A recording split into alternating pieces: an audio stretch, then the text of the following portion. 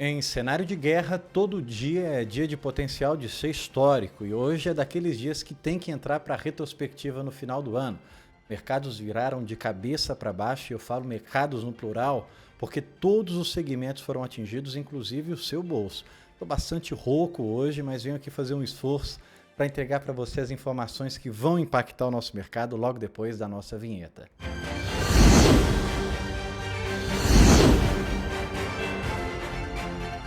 Se o que acontece no Brasil e no mundo que impacta soja, petróleo, dólar, todos os mercados afins te interessam, eu quero convidar você para deixar sua curtida, o seu comentário, enviar para alguém. Não vai te custar nada e vai ajudar muito aqui para o nosso trabalho. Quero deixar também o recado que sempre é de costume. Abril, maio, junho, já tem agenda quase que fechada para as palestras da Royal, mas ainda tem espaço. Leva a palestra Royal para o seu evento, viu?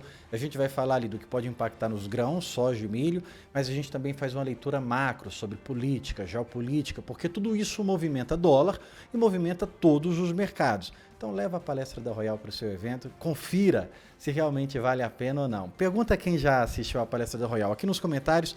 Eu peço você que já assistiu uma palestra da Royal, deixar aqui nos comentários para dizer para aquele que está pensando se vale a pena ou não levar a palestra da Royal.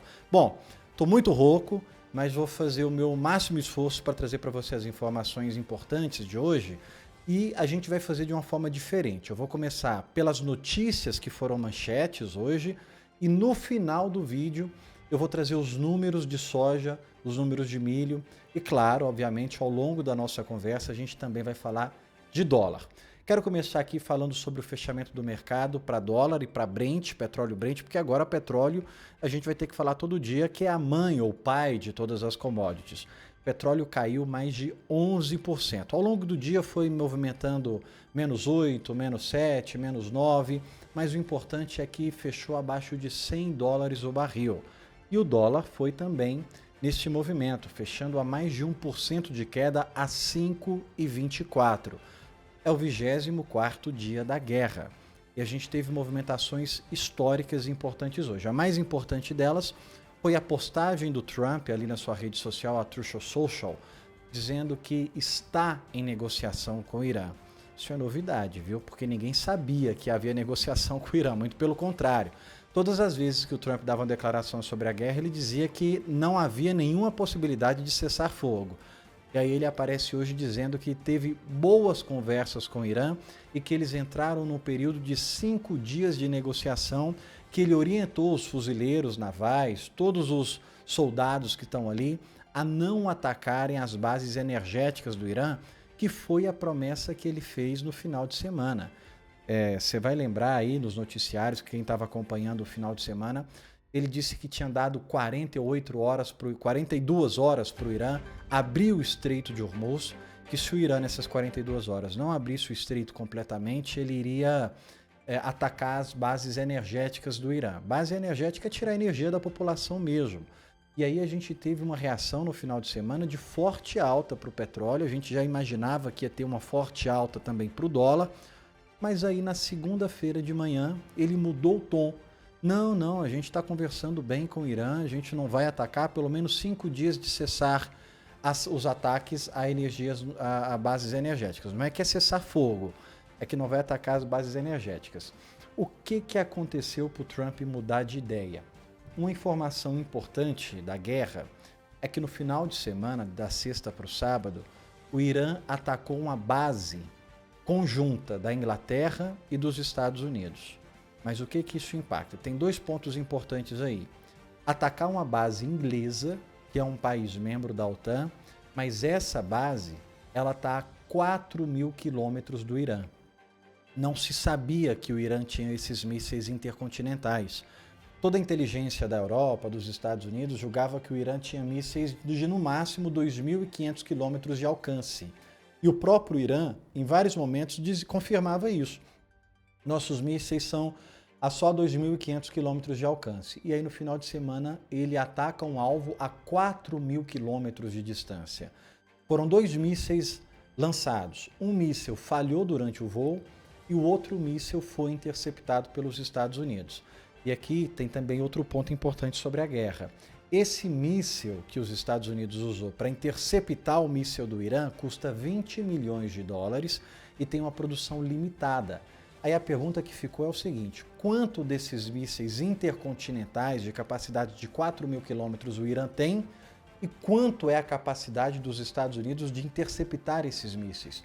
Com isso, a gente entende, todo o mercado entende, na verdade, enxerga que a capacidade do Irã de atacar a longa distância é muito maior. E por isso esse mapa que você está vendo na sua tela, que ele é muito importante. O Irã, a Europa até estava dizendo para os Estados Unidos, ó, essa guerra é tua aí, o problema é teu, cuida que o filho é teu. Mas agora, com esses mísseis de 4.000 quilômetros de distância, o Irã pode atacar vários países da Europa, como o coração da Inglaterra, por exemplo, mísseis que podem atingir até Londres. Tudo bem que se o Irã jogar um míssil assim a longa distância, ele seria interceptado, mas o ponto é, quanto desses mísseis o Irã tem? Ninguém sabe. Isso traz uma nova roupagem para a guerra, isso traz um novo período de guerra, porque mostra que o Irã é muito mais forte, muito mais poderoso do que se imaginava. Então talvez esse foi o motivo que fez o Trump mudar o tom. Nós vamos dizimar o Irã, nós vamos destruir o Irã. Hoje, na segunda-feira, não, nós vamos conversar com o Irã, nós vamos dialogar com o Irã. Só que um outro ponto aqui que também é muito importante, porque tanto os Estados Unidos quanto Israel haviam dito que o Irã estava trabalhando para esses mísseis de longo alcance intercontinentais. Ninguém acreditou. E agora é prova que eles estavam certos, que o Irã estava sim trabalhando nesses mísseis, que era o ponto de o Irã usar esses mísseis para ameaçar países que não apoiassem o seu programa nuclear.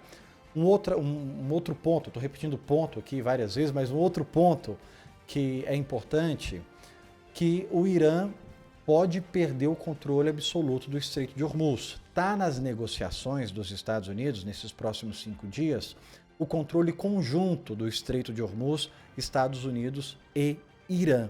Inclusive a gente está vendo a tentativa do Trump de pegar a Groenlândia é para dominar ali a nova rota marítima dentro da Groenlândia.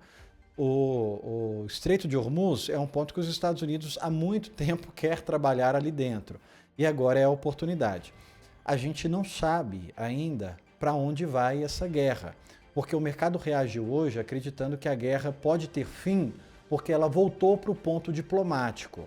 Mas a gente não sabe se o Irã vai aceitar os argumentos, as negociações dos Estados Unidos, porque a gente está vendo o Irã muito mais poderoso do que se imaginava. A gente não tem tempo de entrar em muitos detalhes aqui, mas esse é o fator mais importante para a guerra agora. De novo, quero pedir para você deixar sua curtida, o seu comentário, enviar para alguém e seguir a Royal onde você está assistindo. Se está no Instagram, siga a Royal no Instagram. Se está no YouTube, para quem está no Instagram, eu quero pedir o seu apoio também lá no YouTube. A gente está fraquinho no YouTube, a gente precisa muito do seu apoio lá.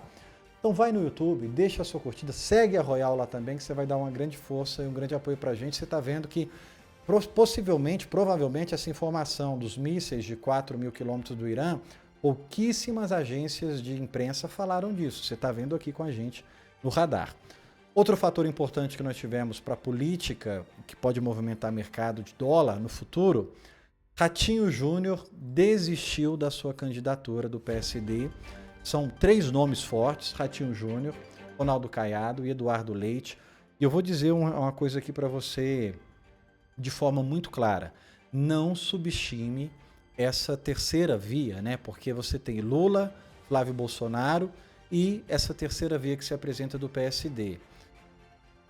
O Kassab é extremamente inteligente e é um dos articuladores políticos mais fortes do Brasil. Está ali no topo. Kassab e Temer. Então, não subestime, porque quem ganha a eleição é quem tem menor rejeição e quem tem dinheiro. E o Centrão tem muito dinheiro. E nesse ponto, nós temos uma novidade importante. O Ratinho Júnior desiste, vai continuar o seu mandato como governador do Paraná e dá força para Ronaldo Caiado. Por mais que Eduardo Leite forte e está há muito mais tempo no partido, o Ronaldo Caiado chega com mais força. O agronegócio em Goiás não apoia o Ronaldo Caiado, sobretudo por causa do Fundeinfra, mas em outras regiões é um nome que tem crescido. Eu não vou dizer agora se eu apoio ou não, porque eu gosto de entrar em política a partir de abril. Durante março, não gosto de colocar, porque política é um ser vivo, volátil, pode mudar da noite para o dia. Pode ser que eu estou falando agora que o Ronaldo Caiado tem uma possibilidade, depois lá na frente isso se mostre completamente irrisório, mas eu não subestimo a força do Kassab acima de tudo. Mas, bom, já vou dizer aqui para não ficar em cima do muro. Eu não apoio o Ronaldo Caiado porque eu não acredito que ele retiraria as taxas do governo Lula. O que mais pesou para todos os empresários é o taxade, né? As taxas, arrecadação acima de arrecadação. E em Goiás, o Ronaldo Caiado teve essa postura arrecadatória. Isso não me agrada. Mas quando você olha para educação e segurança, não tem como ir contra, porque isso não pesa negativamente para o Ronaldo Caiado. Mas o meu receio é que se você tira do empresário, você não deixa a economia crescer de forma orgânica. Enfim, é outra conversa longa aqui. Mas o fato da desistência do Ratinho Júnior dá força dentro do partido para Ronaldo Caiado, que já chegou grande no partido e é um articulador muito melhor do que o Eduardo Leite. Eu confesso para você que eu gostaria de ver o Ronaldo Caiado nos debates contra o Lula, porque lá atrás, quando o Ronaldo Caiado já foi presidenciável, foi candidato a presidente, ele foi um dos primeiros a acusar o Lula de corrupção. E ele não acusou sem provas, ele mostrou um cheque que o Lula tinha recebido de não sei quem. Então, seria um debate interessante ver o Ronaldo Caiado contra o Lula. Vamos ver como é que se segue, e essa é uma informação relevante para dólar, porque todas as vezes que você tiver o Lula na frente, o dólar sobe. Se tiver o Lula perdendo, o dólar cai. Vamos olhar aqui finalmente para os nossos preços. A gente teve queda forte para Chicago no milho, porque se o Irã não for mudar do regime, não vai ser os Estados Unidos que vai colocar alguém dele lá. Então, perde a esperança de que o Irã compre milho dos Estados Unidos. E o Irã vai comprar milho de quem? Do Brasil. Outra notícia importante que nós tivemos foi o Irã dizer que vai permitir passar no Estreito de Hormuz navios graneleiros. E isso quer dizer que ele vai comprar milho no momento que ele sempre vem comprar do mercado e não dos Estados Unidos. Chicago no milho apanhou mais. Olhando para os preços aqui, você tem aí na tela, não dá tempo mais de passar com detalhes sobre isso, mas você pode dar um print, você vai ver o que cada componente adicionou, retirou do preço, mas soja perdeu 0,35 e o milho perdeu 1,30, sobretudo por causa de Chicago. Paridade de soja fecha na casa de 131 no Porto, paridade de milho fecha na casa de 67 no Porto. Para a gente finalizar, ainda temos... Aliás, para Chicago agora tem um ponto importante.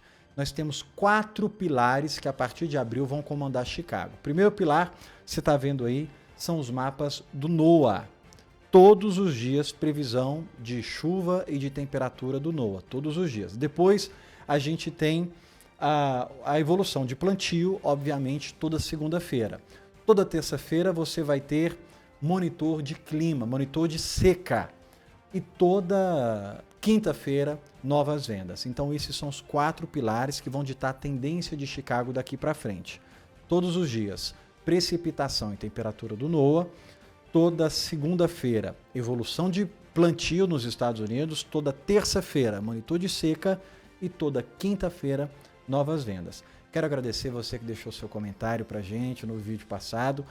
Eu tô bem rouco hoje, eu acho que um resfriado tá me pegando aqui. Eu tô com dificuldade de gravar esse vídeo hoje, mas eu não posso deixar de agradecer aqui o seu apoio, todo o vídeo, todo o radar. Você tem deixado pra gente aqui um comentário, uma curtida, enviado para alguém. Isso nos ajuda muito. Eu quero aproveitar aqui para dizer que terça-feira tem radar de novo. Agora a gente tem 2 radares na semana, um na segunda e um na terça. Segunda comigo, terça-feira comigo e com o Pedro, numa dinâmica de bate-papo. Então, muito obrigado para você que tem sempre apoiado o nosso trabalho. Para finalizar, eu já tinha falado isso no vídeo passado, delação do Daniel Vorcaro tá aí. Já está assinado ali o comprometimento. A gente está esperando o Vorcaro Day, já é o nome cunhado pelo mercado. Ele pode bater em direita, pode bater em esquerda e pode bater em centro. Eu já disse isso aqui, que é, na verdade, a música do Adoniran Barbosa. Quando ele gritar prega ladrão, não sobra um, meu irmão. Você tem visto aqui, em cada imagem que eu tenho mostrado, o site da Royal, royalrural.com.br. Vai lá, você consegue mandar uma mensagem para a gente. contato. Opa, apertei errado, desculpa. E você solicitar aí esses 15 dias de demonstração da nossa consultoria gratuitamente. Na consultoria a gente vai dar para você a nossa perspectiva, não é em cima do muro, real. Se compra, se vende, se espera para soja, milho e dólar. Eu espero o seu contato. Muito obrigado pelo seu apoio. Hoje eu não estou bem para ter uma conversa mais rápida, mais dinâmica, mas eu espero muito contar com o seu apoio aqui. Até mais.